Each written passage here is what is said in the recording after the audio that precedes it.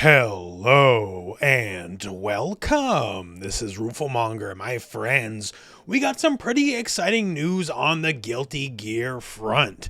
We recently had another installation of the Guilty Gear Strive developers backyard, where the devs let us know what's going on with just kind of the future of the game. It's been a good while since the last one of those.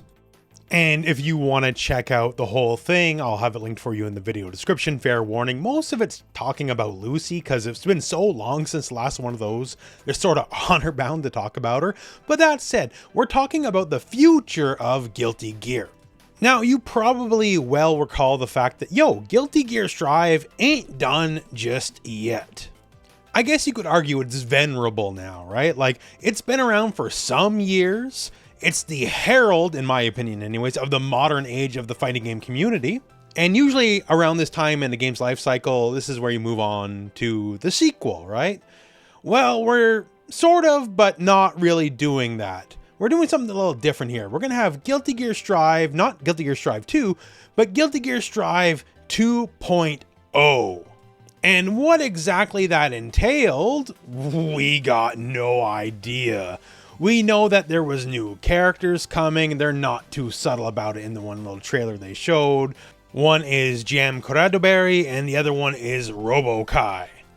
So new season, new characters. Of course that makes sense, right? But what else are we doing here? 2.0 is a pretty big thing to slap on a title, right? That's like, a super Street Fighter, an ultimate Mortal Kombat. That infers more things than just the usual seasonal, here's a couple new characters, here's a balance patch, and then we see you next time around. And now we're finally getting a little bit of an idea on that. Thanks to the developer's backyard, let's look at this. Future updates. With version 2.0 and beyond, our goal is not simply to adjust characters or add new content, not to say they're going to do that, but it's not their only goal, but to prepare updates that offer a refreshed overall experience, one that feels engaging, almost like picking up a new game.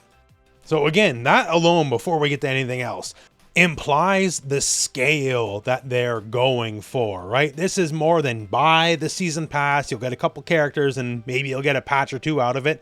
They're looking to change up what the game is without just making an all new sequel. So again, like a super Street Fighter, a Virtua Fighter Evolution, a Champion Edition, whatever you want to call it. In this case, it's 2.0. So this is going to be a significant update to the game, more than the usual. Now, keeping on with this doesn't mean everything's going to change all at once. Rather, we'll see version 2.0 as a milestone, an opportunity to review and refine what we've already built so far, and to take the next step forward for Guilty Gear Strive.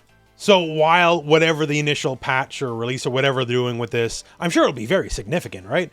Don't expect everything maybe day one, just like how in Strive itself, right? Over the last, year plus, they've been adding new moves and stuff like, they added new mechanics like Wild Assault, right? So along these lines, just over the course of the life of the game, and, they talked about how stuff like Marvel Tokon, their next game they're working on, they're going to have a 10-year plan for it. If they're going to keep doing this, maybe the actual 10-year plan, the test bed, if you will, is actually going to be Guilty Gear Strive.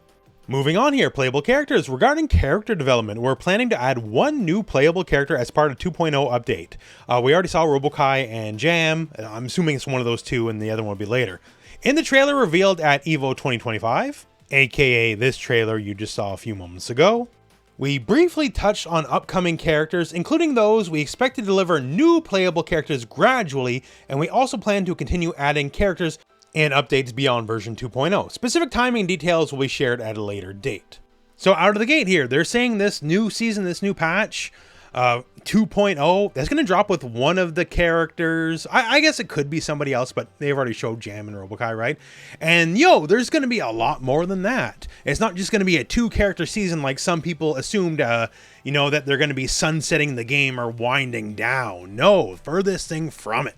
Turns out Guilty Gear Strive still got a lot of gas left in the tank, which they're going to really hammer home here in the next segments. So, philosophy on battle balance. Updates have accumulated over time. We recognize that, particularly through universal mechanics, the overall level of character performance has gradually increased, aka people got stronger over the years. Fair enough. For 2.0, our first priority is to bring these heightened performance levels back to an appropriate range. Funny I say that as Potemkin's on the screen, with the goal of establishing a battle environment that functions in a healthier and more stable way overall. AKA, while we're going to be changing things anyways, let's bring the overall power level down for some characters a little bit. The philosophy of balance that only buffs, never nerfs, I don't agree with that, because you wind up in situations where it basically becomes an arms race, and that don't always turn out. Anyways, from there, we will review elements where the balance between risk and reward has become unclear, as well as areas where gameplay has tended to favor overly specific actions or choices, resulting in a narrower range of decision making. This is their polite PR way to say they want to change the really brain dead stuff. Speaking of which, in particular regarding Wild Assault, we are reassessing its role and position as a universal mechanic, taking into account how the environment has evolved since its introduction. From the perspective of making the game easier to understand and more satisfying to play, especially for newcomers, we're carefully reviewing how this mechanic should function within the broader experience. So, like Wild Assault, ever since they introduced it, it's fair to say that shook things up, right? And maybe not in a way they particularly loved. Again, 2.0 is more than just a balance patch. You're reassessing core gameplay mechanics of the game. Things you hold sacred, as we're going to keep talking about, things you hold sacred might not hold to their point anymore in version 2.0. For a small number of characters, we're also considering changes that go beyond standard tuning, including potential reworks.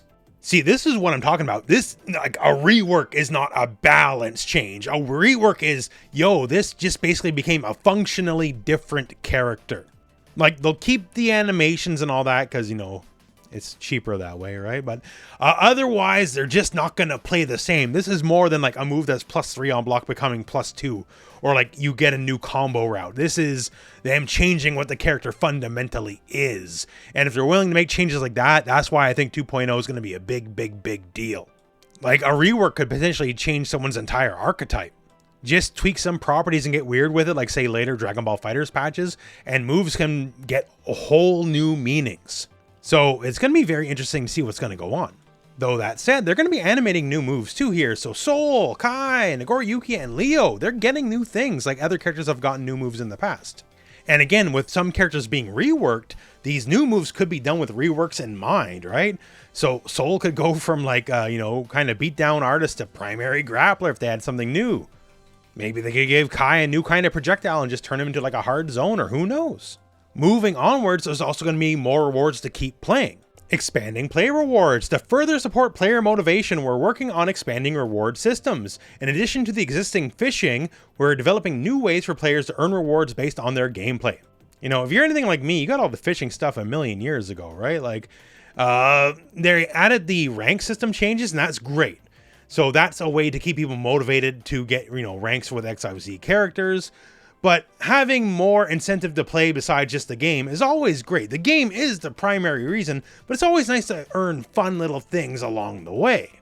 What shape that will take, who knows? But it's interesting that they're keeping it in mind. And for quality of life, more things through fishing, because, we'll have a lot of new players, right? And they've never done fishing yet, so it'll make it easier on them. And optimizing battle stages to reduce load and improve performance. Focusing on areas players interact with on a daily basis.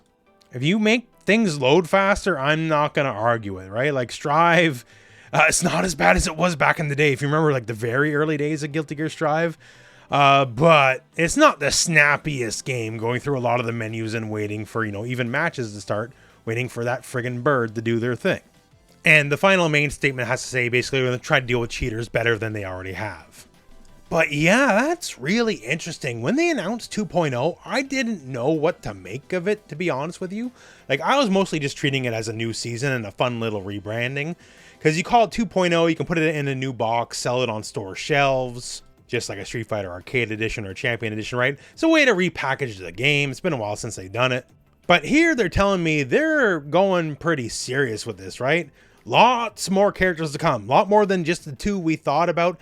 And the fact that they're willing to change like how the game actually plays, like reworking fundamental core system mechanics, actually reworking existing characters, which means they'll play completely differently.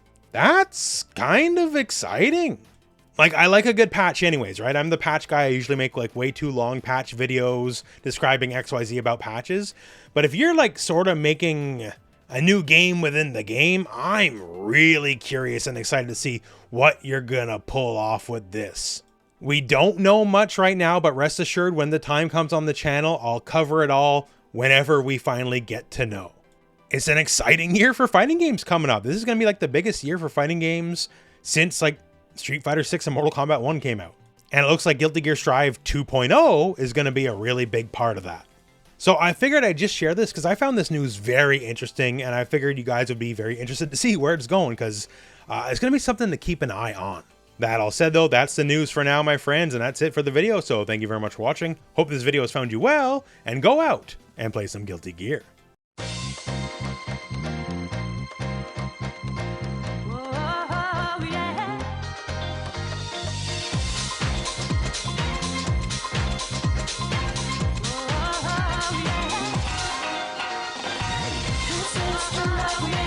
This is the love making.